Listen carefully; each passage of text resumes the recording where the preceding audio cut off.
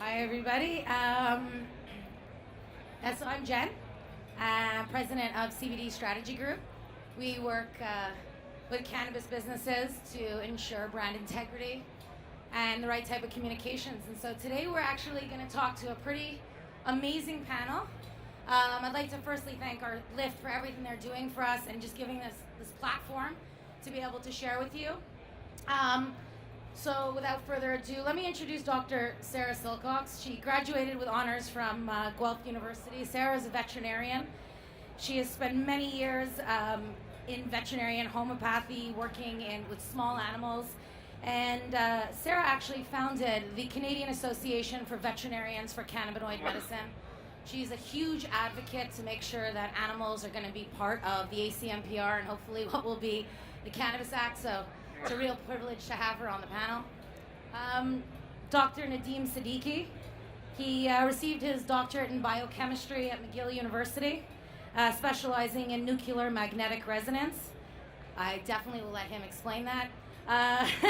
His research interests include various biophysical and analytical techniques in cellular systems. And what's quite interesting is that he's also authored numerous publications on diverse topics, including structural biology, protein synthesis, RNA metabolism, and cancer. So thank you for being with us. Sitting beside him is Irie Selkirk. She is an absolute marijuana maven. She spent 10 years and has been an incredibly insightful educator in the cannabis space. She's a huge patient advocate and a caregiver, which we know care is just not enough out there, in helping to bring her own unique passion. Irie works for Emblem and also works for Tokyo Smoke. And last but definitely not least is Michelle Theissen. She's a master's student in clinical psychology. And what's interesting is that Michelle seeks to identify the differences in pain perception between cannabis users and non-cannabis users. And so she was actually awarded a fund from the Canada Graduate Scholarship for her research in examining cannabis use patterns and motivations, which led to a partnership with researchers from Stanford and culminated in the development of a new cannabis assessment tool. So thank you. I'm going to pass it on to the panel for a second and let them, in their own words, kind of take a minute to share how they kind of got into what they're doing. And from there, we're going to go through a couple of conversations and questions. So, Sarah? Hi, everyone. It's a real honor to be here. Thank you, Jen, so much for moderating this group. I'm really looking forward to it. My history is kind of like many that I've heard over the weekend now, and that we just kind of fell into this void that was created, and there was obviously a need for advocacy on the veterinary side of things. My group of friends has certainly used cannabis as part of their lifestyle choice. And so that has led me to look into some of the medicinal benefits. My husband is a medical cannabis user. And so I think, as with many people, as we start to explore the benefits that we see on the human side, it's only natural to start to ask if we might also see those benefits in our four-legged friends as well. And so the more I looked into that, the more we realized that, yes, there is definitely potential there. We're still really lacking research. I'm sure we'll talk a little bit more about that as well. But there is a need, and we need to make sure that they don't get left out of the conversation. Thank you. Nadeem?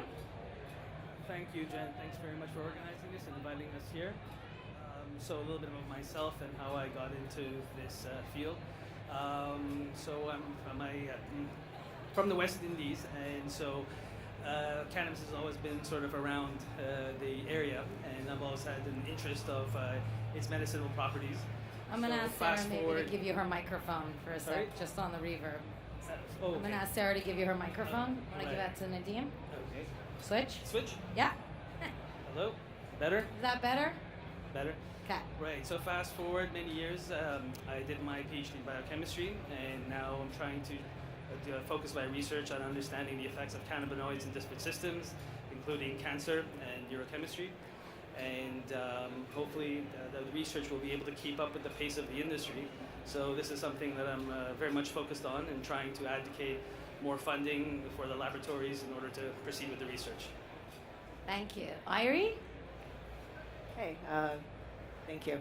So I work in education and outreach. I started my journey in sort of medical marijuana with a family member. about 10 years ago, and started navigating the MMAR at that point.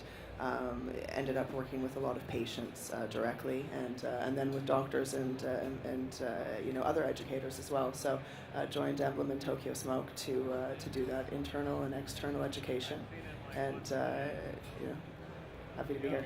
Amazing. Michelle? So I'm a graduate student, like Jen said, studying clinical psychology. So I'm really passionate about people living effective and meaningful lives, and I feel like cannabis can be a part of that. And so a lot of my research over the past couple of years has been trying to characterize cannabis users, and from recreational to problematic to therapeutic use, and seeing how we can really maximize the health benefits of cannabis.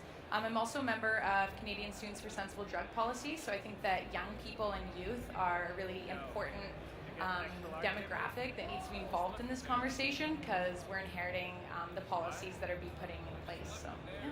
I think that'll be a great point. So let's get into this topic, vice and medicine. What an interesting intersection that we're sitting at. There's some people who are here, they've used it recreationally, they've had it in their lives. There's people who've used it as medicine, consciously, not consciously. And so as we grow closer to this legalized industry, I think this intersection becomes an extremely relevant conversation.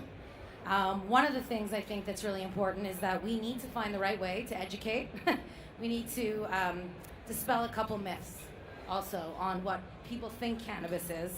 And we need to increase the knowledge. Oftentimes people will hear me say that cannabis does not need marketing, it needs understanding. And I'm really excited today to have a panel here who understands that, because understanding is where empowerment comes and where choice comes. And as we navigate, whether it's for self-care, care for others, care for our animals, the more we know, the stronger we get and the better this industry is going to be. So it's not just a replica of what it's being molded or modeled after, it very much becomes its own place. So, just throwing out a couple things like kills cancer, reduces and eliminates nausea and vomiting. It can also improve your creativity, relieves digestive health, helps with sleep. That's just THC. So I wanted to throw a few of those out because, there's been this stigma that the euphoric part of cannabis is cannabis. And it is not solely cannabis. And so I'm going to go right into our first question, see what our panel has to say. Let's start on a high. Let's tear down the stigma. And I'd love to ask you guys, really with the goal of not having THC restricted for medical patients, perhaps we can pull on this and understand the broader impact and the story around THC and its molecules, its ingredients, and when we talk about delta-9, delta-8 acids. So the question to you is, what type of conversation should we be having about THC to help people navigate responsibly for adult use, for animal use, and how can this information help guide usage and, of course, protect our youth? Irie. Sure. Well, I think we're at this really unique genesis moment right now where we can start the conversation in a new way. We're faced with 100 years of misinformation and prohibition.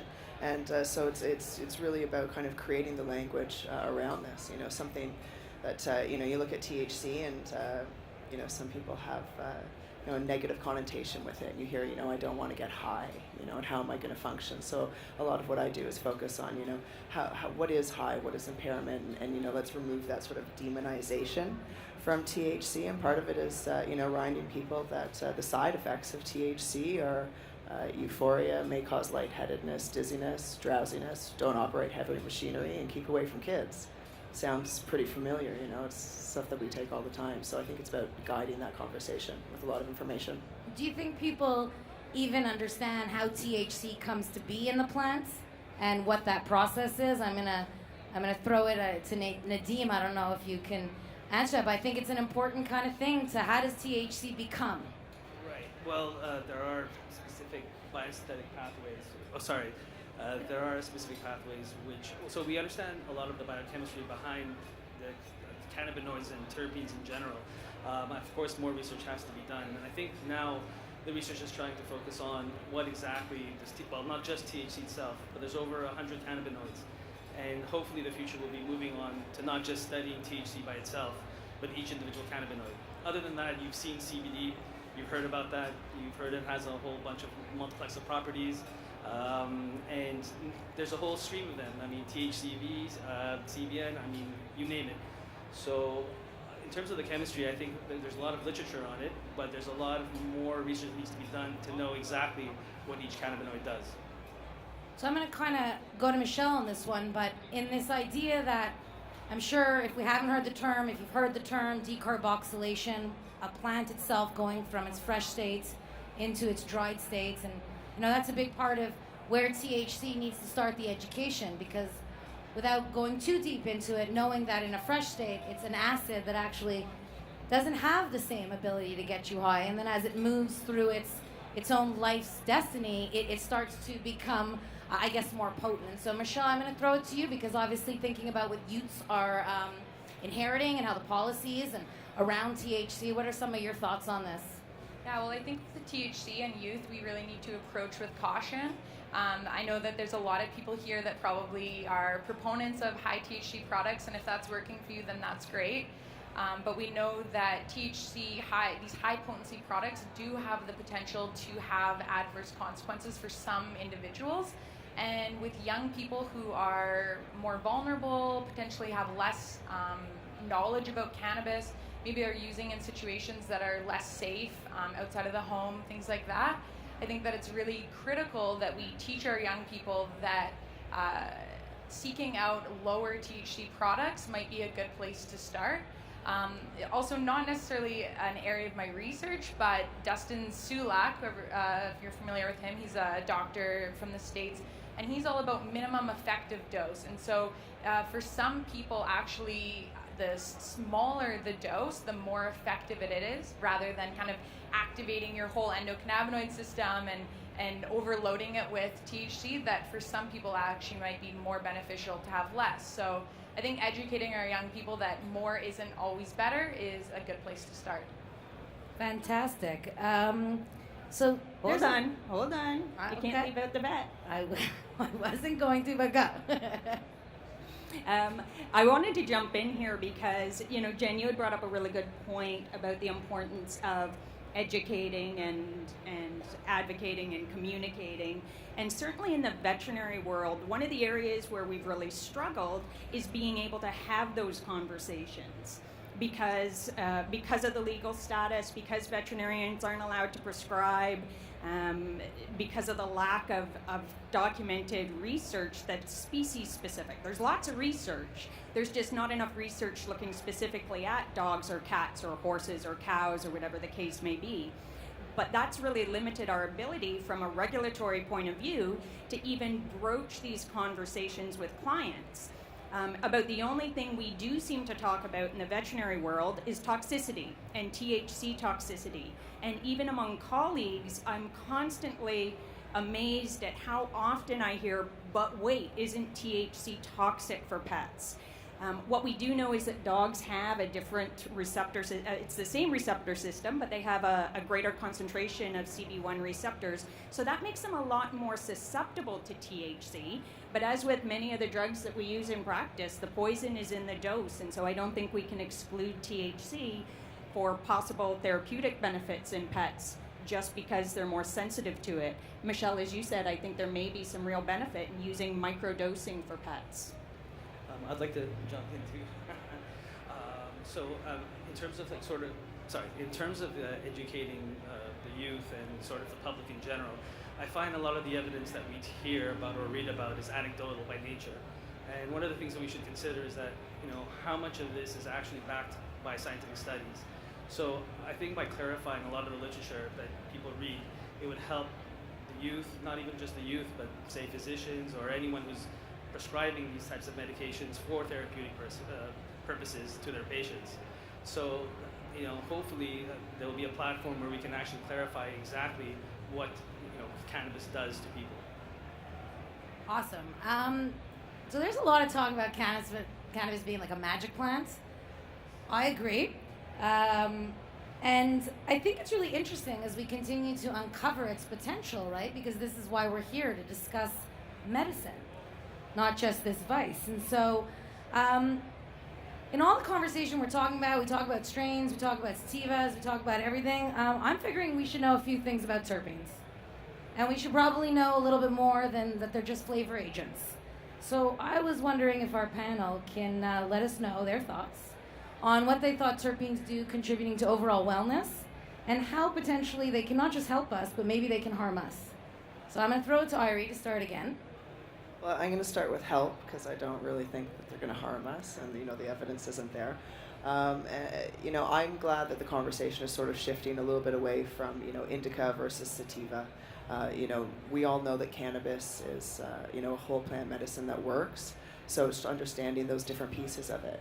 And I think now that we've started to look at terpene profiles a little bit more, and licensed producer providing that information to the consumer and the patient in a more detailed way, we can start to understand how these entourage of terpenes are working for an individual. And everyone is affected differently by this cannabis plant. So finding something that works specifically for you within a terpene profile, and then being able to find similar strains that that carry that as well. So I think we're at this amazing research point as far as that goes. Michelle, just in your studies, I'm seeing you excited. What are some of your thoughts on this? Yeah, again, not necessarily an area that I research, but just from my experience, I think that increasing cannabis literacy is so essential, and I think that just teaching naive users, youth, everyone about what terpenes are and what they can do is essential, but we're really missing, I think, the part from the market side is that even when I myself go and want to purchase cannabis, I'm not given information on terpenes, or that's not readily accessible. So I think it's great that we're talking about it, and it's great that we're starting to really understand that there's a therapeutic potential in these terpenes, but if we're not giving that to the consumer, then... So, it's a great point, because Sarah and I were actually chatting about this very thing, about what is a cannabis ingredient, and I think terpenes is not necessarily considered when we're talking about this, but it should be, particularly because in compassion, oftentimes humans may give their medicine to their animals, and in this case, what happens if cannabis is given, and the sweeping statement is, well, my pet got sick from cannabis. But I'd like Sarah to maybe discuss this if we bring it down to terpenes, of what should we understand a little bit more about terpenes that exist inside cannabis, and where else they may exist that allows you as a doctor to understand what toxicity is really to pets. Thanks, Jen. That's a great intro to topics on terpenes. I'm really excited about terpenes. I mean, just on a personal level, the more I learn about terpenes, the more excited I get about how they can modulate the effects of the other cannabinoids, how they influence individual experience with cannabis. When it comes to pets, I think there's still some tremendous benefits there through their medicinal properties, but I think we do need to look and try and get a little bit more research, particularly when it comes to cats. So first of all, I'd like to say that I have not heard of any studies, any case reports, or even any anecdotal reports that cats have had an adverse reaction to terpenes as they are found naturally in the plant. But we do know that cats lack a specific enzyme in their liver that allows them to process certain drugs and medications, and that includes several of the monoterpenes that are found in cannabis. Where this has really become evident, though, is in the use of essential oils.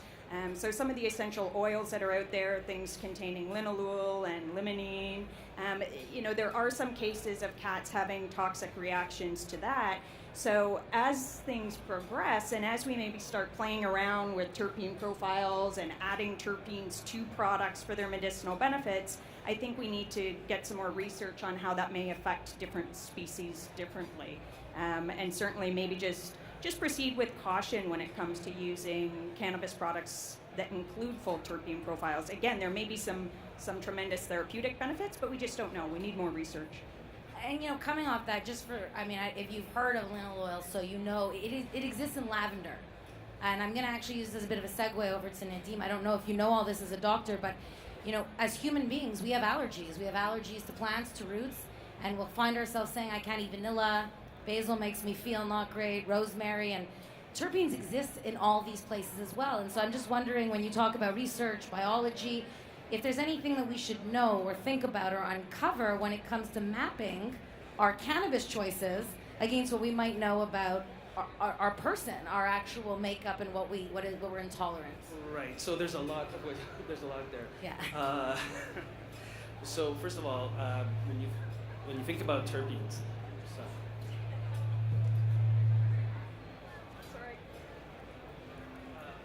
hello. So when you think about terpenes, this is what gives flowers or anything their flavor profile, their aromas, and you can find this in a multitude of all flowers. And now there's a subjective component. It's very hard to say which of them are how they're going to affect you. Some of them have their own medicinal properties. For example, some of them are analgesics or painkillers. There's research to show that definitely terpenes have some therapeutic benefit.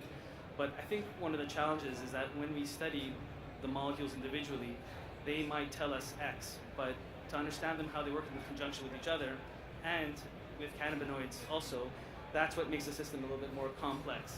So I think you've heard about the entourage effect. It's a hypothesis which says basically how do all these chemicals in the plant work together to produce the desired effect.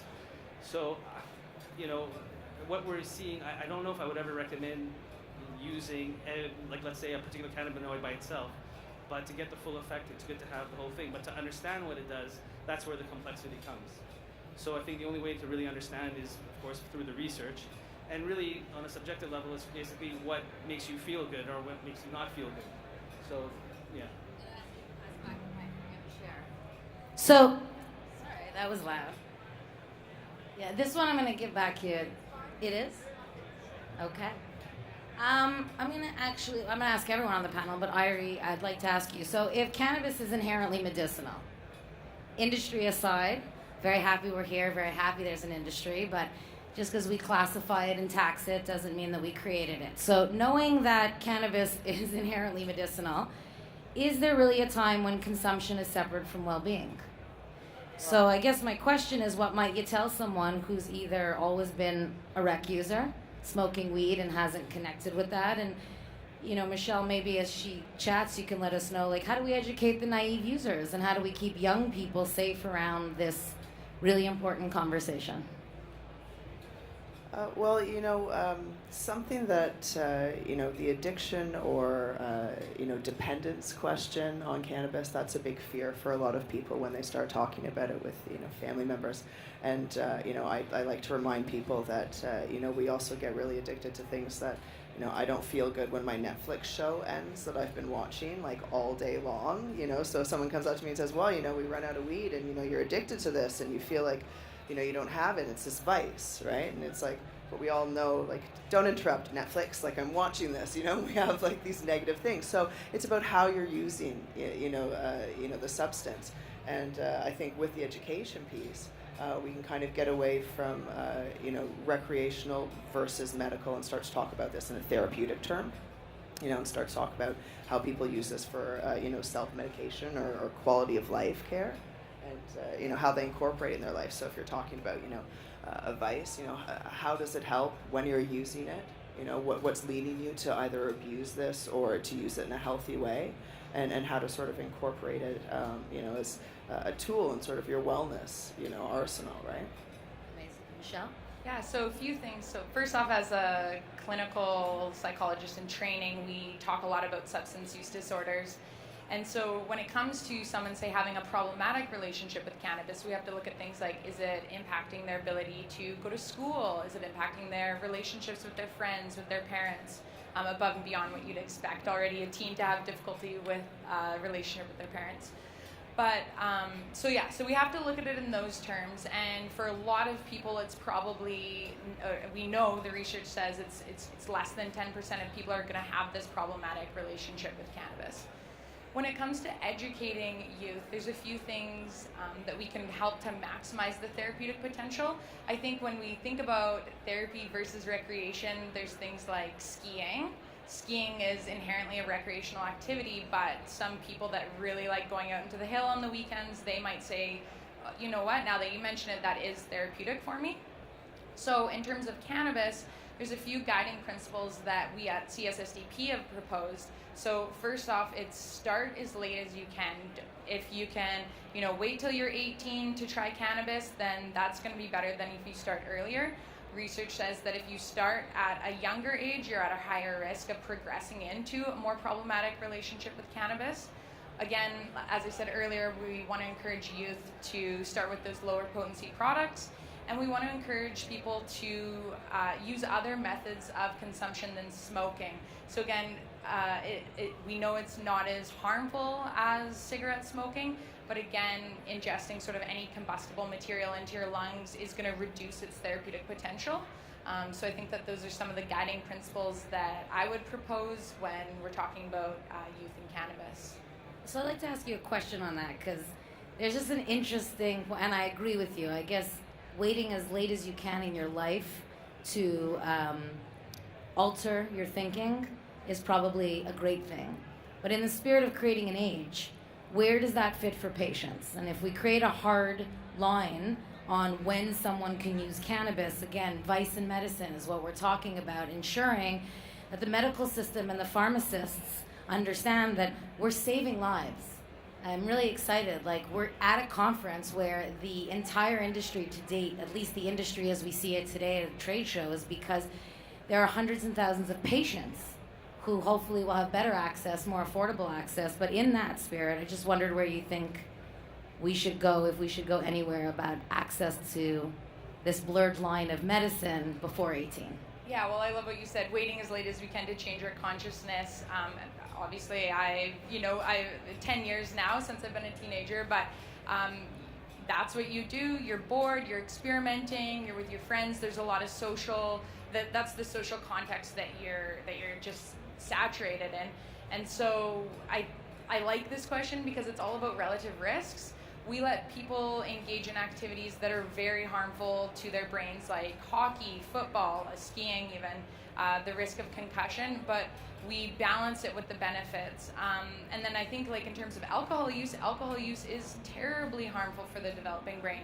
So if we're talking about recreation, I think that there is a public health potential for benefit by some young people that if they're going to alter their consciousness anyways, choosing cannabis, if they're not predisposed to these serious mental illness, may actually be more beneficial than alcohol. Setting an age, again, it's hard for me to say. I agree with 18, with what the government set.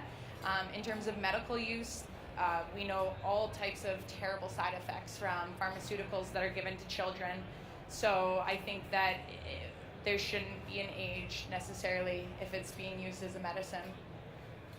Great, because where I want to go is like beyond the obvious cannabis conversation at a cannabis trade show is the hemp conversation. Because outside of THC and terpenes, we're really at a tipping point of CBD. So I was just wondering what you guys think about these hemp-based CBD products that are entering the market, how they may be adding value as maybe a bridge from traditional pharmaceutical to cannabis. And, you know, I guess I'm throwing out this idea of what happens when CBD-infused water is created. Is it a vice? Is it a medicine? Do I pick it up at the dépanneur? I'm from Montreal, that's why it's a dépanneur. Do I get it at my local spa? And so, you know, I'm going to throw that out there. Sarah, CBD hemp, what are your thoughts on it? I think CBD is really the focus of where a lot of the conversation has been when it comes to veterinary medicine, mainly because hemp-derived CBD has a very, very low component of THC, which, as I had mentioned, seems to be the focus of concern among the veterinary profession is THC toxicity. And so the CBD market, and with the changes to industrial hemp regulations, I think we're going to see a lot more hemp available. CBD is going to be available as a natural health product. And so on the plus side, I think that really improves access for both people and for pet owners to access CBD. And I think CBD has some fantastic medicinal benefits. What I'm concerned about is that if people start relying on just the CBD, are we going to lose a lot of that entourage effect and the benefits of the other cannabinoids, including even small doses of THC in the product, which would be prohibited under the natural health products designation? And really that only leaves the option of having some sort of legal pathway for veterinarians to prescribe medical cannabis, or having people access things through the adult use market, which is fraught with problems if they're not educated properly on what products to choose. But I think CBD can be very medicinal, and certainly from the veterinary standpoint, we don't have to worry as much about the vice component. So Nadeem, I have to go to you because, and you're gonna have to speak close to the mic. When doing all this research that we need and everything's talking cannabis, is anybody looking at hemp? Are we comparing CBD to CBD? Oh, I honestly think it's a bit of a marketing gimmick. It's like putting blockchain on your soda. So one of the issues is what's the effective concentration of CBD in the product? And I don't know if I'm having bad luck or... It's electric. That's Okay. what happens Doesn't when like- you're a scientist. Yes. So one of the issues I have is basically, I've seen some products in the trade show, for example, and how much CBD is actually in the product. So I think that's a bit of an issue. I definitely think that CBD has some therapeutic benefits, but as Sarah is saying, do we really know exactly what CBD is doing alone? What's its properties with the other sort of cannabinoids? So once again, I feel that more research needs to be done. And also for long-term use. If somebody's going to be consuming CBD-infused water on a daily basis, how's that going to affect their neurochemistry on the long term? It's hard to say. So I think that there are concerns, and we should really think about exactly. Hopefully, the literature will be able to explain more in the future. So, Irie, question. As you're educating these patients and you're going out to the community, you made a comment about making sure they don't want to get high. Has CBD become a conversation? Is it very different in the type of patients that talk about it, use it? Yeah, well, CBD's it's an easy introduction to the conversation. It has a lot less sort of negative connotations, and you can always pull up a YouTube video and show someone and this actually working in real time as well. So people are a lot more open to it. I think we were talking about this backstage, and I think that this should be a vitamin that people incorporate in their life as a therapeutic tool. And I know that the patients that I work with that are trying to introduce this to other people around them, and when people find something that works, they talk about it. And so CBD is a big part of the conversation right now because it's it holds less stigma, less judgment. So as we have the research picking up and following that.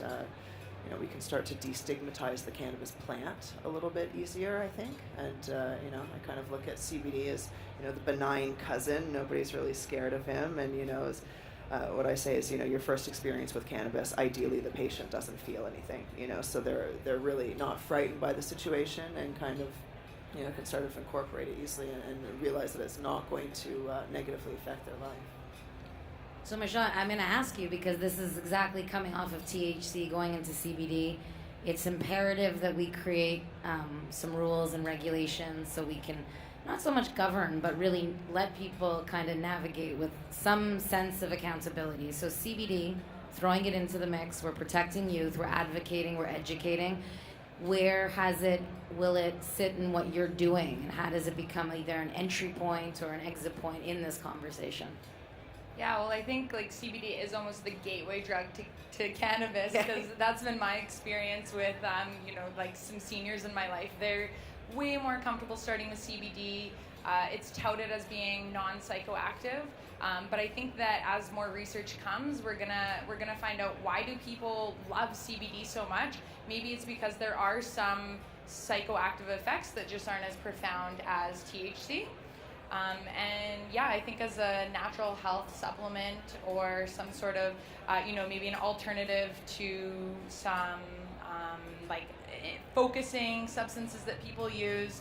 I know some colleagues of mine that use it, to study, increase their attention. So I think that there's some potential, but again, I don't think we know as much as I'd want to know before kind of advocating for widespread use. So we have about 5 minutes until we're going to go to some questions. I don't know if you guys have any, but I wanted to give the panel a last question, and maybe as you answer it each, you can also kind of incorporate your final thought. We've talked a lot about some of the ingredients. Obviously, we have not even touched on the hundreds of active compounds and the journey that cannabis is going to take over the next few years will be extraordinary, and I think it's an opportunity for all of us to contribute to what will be a far more intelligent conversation around how Canadians and globally we will, add wellness to our lives. But now we're about to transform it differently, things that we never really talked about. So outside of the flower, moving into oils, soft gels, suppositories, topicals, shatter, hash, beyond. As you guys give your final thought in thinking of this, and Sarah's fine probably, because in her world it's compound medicine, and I think I'd like her to touch on that. What is the difference between moving into this pharmaceutical world where it is prepackaged, I'll call it, because I think manufacturing is somewhat the essence of the business, to all these other formats? Does it concern you? Does it not concern you? Are you excited about it? How can we help patients recognize and help the government recognize the importance of these formats in administering choice and obviously experience?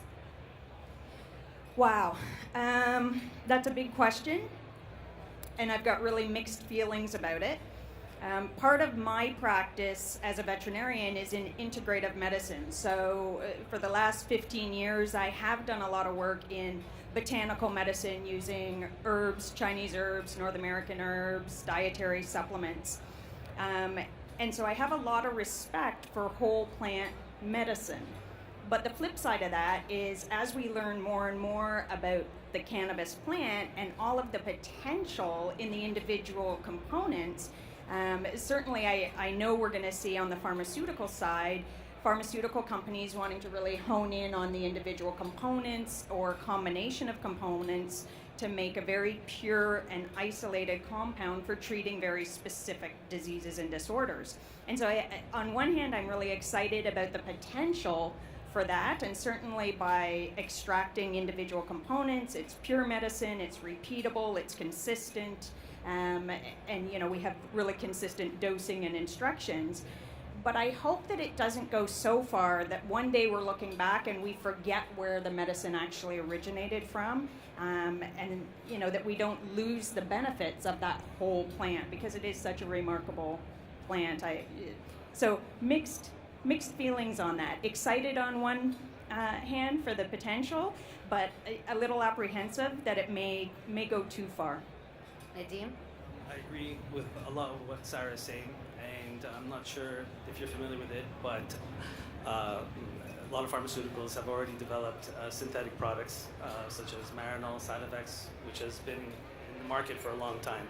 But so one of the interesting things that we do know about it is that the synthetic isolated cannabinoid does not work the same way as cannabinoids put together. So I'm excited about the whole field because there's a lot more intention. It's very clear that there's lots of therapeutic benefit. In terms of transformation, we have to be aware that when we are transforming the product from the extract and into shatter or into hash or anything like this, we're modifying the chemistry. So how are we modifying the chemistry? What's going to be these different products and how are they going to affect you? So there's so many aspects of this, and even in terms of controlling the system and getting the right product. So I am excited in terms of the variety of it, but I think we should be, once again, more research. I always say the same thing, but hopefully the more research will enable us to understand more exactly what everything does. Thank you. Irie? I share similar concerns as you do. I think that, when we move forward to more sort of standard, consistent dosing methods that people are a lot more used to, for me that means reaching the people that most desperately need this medicine. We have, about 5% of doctors prescribing across the country, and it creates a massive access issue. So, once we see things that doctors are more comfortable from a liability standpoint, taking care of their other patients at the same time as being able to take care of their medical marijuana patients, and being able to titrate possibly properly and feel more comfortable incorporating medical cannabis in other therapies that might be working for other multi-symptomatic issues. So for me, looking at sort of the pharmaceutical dosing, it's definitely a double-edged sword. The whole medicine works, absolutely anecdotal field, whatever you want to call it. We know it works, and that's why we've come this far with it. but I think reaching and kind of bridging and moving over to the individuals, the non-consumers, kind of the naysayers, are the ones that are really worried about what's going to happen here. When there's something that they're used to, that they've seen before, the conversation's going to get a lot easier. People are not going to be so worried about using this in the workplace or at home, or they've got an oil bottle that's spilling.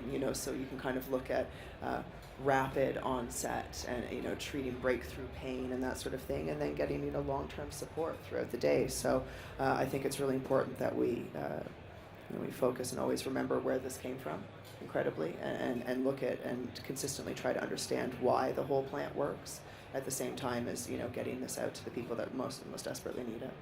Thank you. Michelle? Yeah, and I really echo that. The consistent dosing is going to be so great for patients. I think in bringing it kind of to the recreational lens, which may be more the main kind of motivation for youth, is still that consistent dosing. When we look at alcohol prohibition and you had no idea what you were drinking, and people were going blind and all this terrible stuff, of course that's not the same situation we're finding ourselves with cannabis. But if we have that consistent dosing, then people can maximize the therapeutic potential and reduce any of those harms that exist, and be able to use it in a responsible and pleasurable way. Yeah, actually, I talk about that often for the the parallels in the prohibition. You talk about like stills and people having these extract machines, and it's all very intimidating. But you think about it, Seagrams and Bacardi didn't always exist. And so we're at the beginning of this. So. And I hope that in the audience you guys feel the same sentiment, not feeling like you're at the outside of your own experience. And I think this is the opportunity that cannabis gives us to collaborate and come together and have these conversations. And not because anybody, I welcome you to all come be on stage right now, because I think this is really all of our panels. And, we're so lucky. I just want to personally say thank you so much to this extraordinary panel for putting themselves out there, for advocating. I'd ask you to give them a round of applause for making us more educated. And I hope that as you take this away, you change the conversation at your own tables. And you encourage the youth specifically to not necessarily repeat what they think looked cool in Reefer Madness, but to truly demonstrate what cool cannabis use is, if I can even say that term, cool cannabis use. And so, thank you. And I'm wondering just if anybody has any questions for anybody on the panel. Come on. Here, we do. We have a question. Thank you. What's your name? Mislav. Okay. Hi to everybody. I got a question about a shatter. I'm not a consumer of shatter, but a lot of people are smoking shatters. What I was reading online and researching, following some people who are in cannabis industry, working with patients, shatter in some patients can be bad because of the respiratory system, and it's made with butane. So when you burn butane, it may have some negative effects on people with low immunity system and respiratory system. So and also the terpenes are added to shatter. So do you have any experience with it, about the toxicity, and like what people should avoid it? So I'm going to kind of turn to the panel to see if anyone has an answer. And again, we do the best we can with the research that exists. Yeah, so, butane, it's, not legal, right? We have very, very few options as far as concentrates go for patients up here, but not adding terpenes back into shatter, getting actually the full terpene profile with the butane extraction itself, and making sure that, you're purging that effectively. Some people I've heard, and very, very rare, but who are only smoking extracts and actually getting negatively affected by the butane, and having healthcare professionals look at that as sort of a THC toxicity, which is a real bummer, because that's not the case. It's just someone's still that didn't work out really well, right? So and of course this has real life consequences for medical patients. So looking, I suggest to patients to look at rosin. You can press your own rosin. It's legal. We brought it through the Supreme Court. You don't have any solvents in that, and there's all sorts of YouTube videos that can help you get into that one as well. But we don't have the products that are available down in the States, so I think it's a very different conversation up here as far as shatter. But again, it always comes back to research, and sort of understanding. And And I think that comes to, for medical piece, that's breakthrough pain. So how do we do this in a safe way? How do we regulate it? And how do we kind of move over so people can, kind of stop doing that kind of stuff in their basements, and patients can actually benefit from, that high concentrate, but have the safety of it as well, socially as well as medically. And I imagine it's probably also hard because if that's your choice, your format of choice, you understand the potency and the impact. And so it also requires that you reconsider potentially other products that you could put into your microdosing or daily life to try and at the end of the day get the effect of wellness that I think is why you're using it. So hopefully that answered your question. Anybody else have a question? Yes, please. What's your name? Hi, I'm Sammy. Hello. Thank you very much for being here. My question is, how does someone get into breaking into educating and research at this stage of the game? I'm certainly going to pass it to Michelle just out of the gate, and obviously Irie as educators. If I may just add, I think you're born an educator. I think everybody in here has a natural ability to just be passionate, and as you hone in on those skills, you will find that you have people wanting to learn with you, but I certainly will default to the educators to ask their thoughts on that. Yeah, well, I'm not sure if you were at Philippe Lucas's panel earlier, but he's from Tilray, and he's also a PhD student at UVic, and he was saying now is the time, like now is such a great time. And as a graduate student at UBC, I've been funded by the federal government to do research on cannabis. Like they're funding young people to study it. CIHR, like the Canadian Institute of Health Research, they just announced a whole bunch of funding. So I would really, really encourage anybody that wants to go back and get into the research to really do it, because I honestly can't think of a more exciting thing to be researching right now or a better time to be researching it. In terms of education, I think peer-to-peer education is a really big and a really powerful and important way to educate young people about cannabis. So getting involved in Canadian Students for Sensible Drug Policy or any sort of other youth organizations in your community, and being someone that's able to provide objective, evidence-based education in a rational way is going to be offering a lot. So. Kind of getting involved in the education part, it can go anywhere from working directly with people to working with corporations. So, whenever I sort of get asked, how do I get involved in this in that capacity, find your niche. Like this is such a full spectrum plant. It's this miracle plant. We know that we were only kind of scratching the surface on it. So, what speaks to you specifically about it, and then kind of narrowing that down through, social media groups, finding the communities. Cannabis is such a community plant.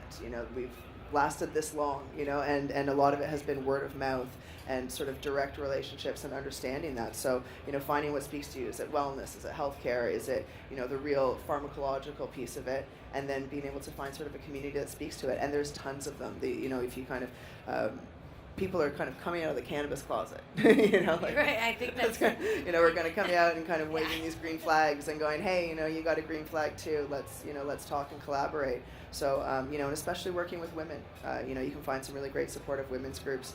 Women Grow is up here. They're a great resource. She Can is a legal Facebook group. That's a great one. Double N always on the cans. So finding your community within this, large, massive opportunity that we have here, and then kind of narrowing it down. Yeah. I'm glad, Sarah, you're picking up the microphone. Yeah, Right. I'm picking up the mic because there was actually a fabulous panel up yesterday. I don't know whether you caught it. All women who are all really powerful educators and advocates. And I think they said it really well because they had a very similar question posed, and they just said, start talking.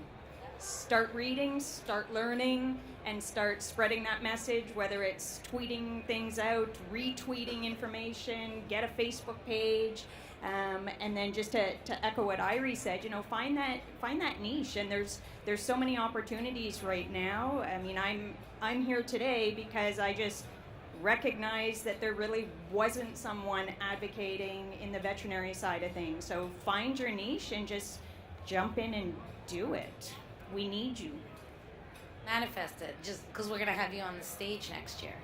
So, are there any other questions for anybody on the panel today? Well, thank you so much for ending the show with us, guys. It's a pleasure and a privilege to be here, part of this with you. Thank you. Any final thoughts from the panel? Are we good? Enjoy. Have no shame. Feel healthy. Thank you so much. Keep helping us save lives. Enjoy the conversation.